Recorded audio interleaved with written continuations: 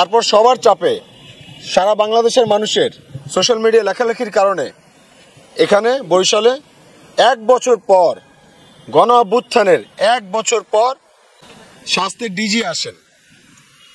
স্বাস্থ্যের ডিজি আসার পর তিনি আমাদের দাবিকে অযৌক্তিক বলে গণ্য করেন এবং তিনি বলেন প্রশাসন হস্তক্ষেপ করবে।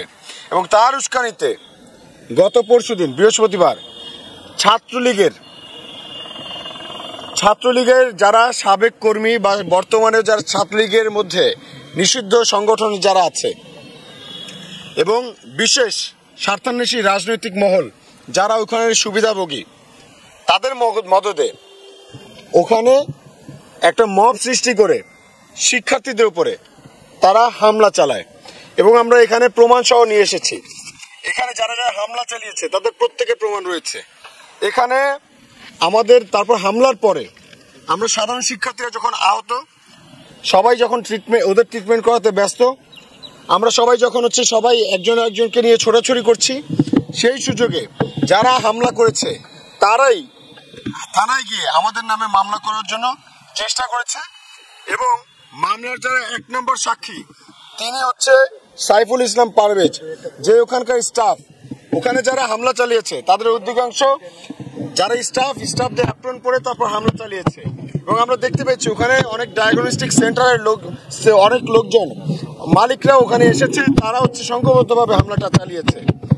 এখানে আমরা দেখছি যে সাইফুল ইসলাম পারভেজ, যিনি শিক্ষার্থীদের উপরে যে মামলাটা করা হয়েছে, সাইফুল ইসলাম পারভেজ এই মামলার 1 নং সাক্ষী, যিনি একসময় জসিমউদ্দিনের 12 নং ওয়ার্ড ছাত্রলীগের সাধারণ সম্পাদক ছিল সাইফুল ইসলাম পারভেজ।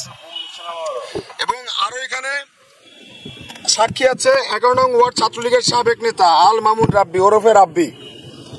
আরো আছে এখানে ফয়সাল 22 নম্বর ওয়ার্ড ছাত্রলীগের সাবেক নেতা, বর্তমানে যুবলীগ করে। তো এখানে প্রত্যেকের ছবি আছে, প্রত্যেকে তাদের যে ক্রিয়াকর্ম সবকিছু উল্লেখ আছে। কিন্তু এখন কথা আমরা যে সিন্ডিকেটের বিরুদ্ধে, যে দালালদের বিরুদ্ধে আমরা রাজপথে নেমেছি, এতদিন যাবত আন্দোলন করেছি, এতদিন যাবত আমাদের আন্দোলন করার কথা না।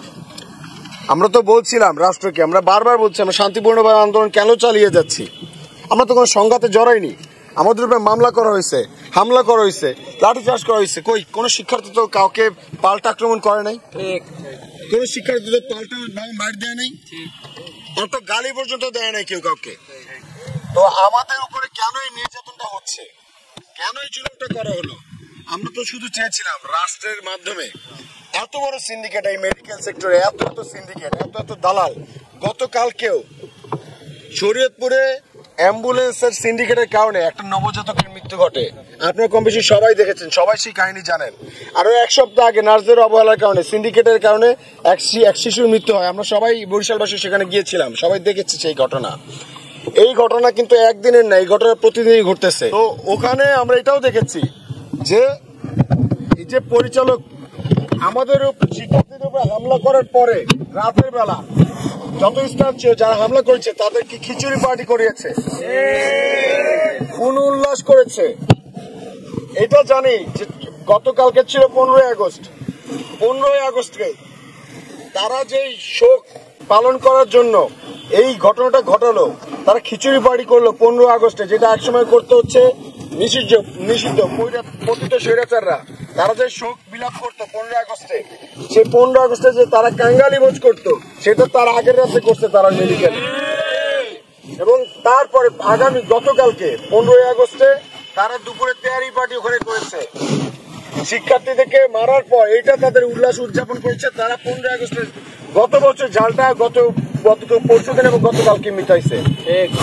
আমরা এটা তীব্র নিন্দা জানাচ্ছি এবং আমরা মনে করছি যেহেতু স্বাস্থ্যের ডিজি আসার পরে তিনি যে উস্কানিটা দিয়েছে, উস্কানি দেওয়ার পরে তার নির্দেশে, তার মদতে, পরিচালকের সংশ্লিষ্টতায় এই হামলাটা যেহেতু ঘটিয়েছে, আমরা এর পূর্ণ বিচার চাচ্ছি রাষ্ট্রের কাছ থেকে। আমরা চাচ্ছি, প্রত্যেকে চাচ্ছি, আমাদের ভাইদের উপর যে হামলাটা হয়েছে, আমাদের মায়েদের উপর যে শ্লীলতাহানি হয়েছে, তাদের সাথে যে অন্যায়টা হয়েছে, অপমানটা হয়েছে, এটার আমরা পূর্ণ তদন্ত সাপেক্ষে বিচার চাচ্ছি।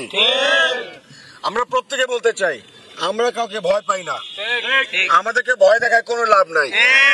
আমাদেরকে একজনকে বলবেন আমরা 2 জন দাঁড়ায় যাবো, 2 জনকে বলবেন আমরা 10 জন দাঁড়ায় যাবো, 10 জনকে বলবেন আমরা 1000 জন দাঁড়ায় যাবো।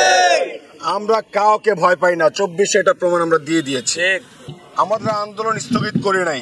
বিভিন্ন মহল তারা হচ্ছে, আমরা জানি না কার টাকা তারা খেয়েছে, কিন্তু তারা প্রচার করছে, অপপ্রচার চালাচ্ছে যে ছাত্ররা মার খেয়ে আন্দোলন স্থগিত করছে, কিন্তু ছাত্ররা আন্দোলন স্থগিত করে নাই। আমাদের আন্দোলন চলছে, আমাদের আন্দোলন চলবে ইনশাআল্লাহ।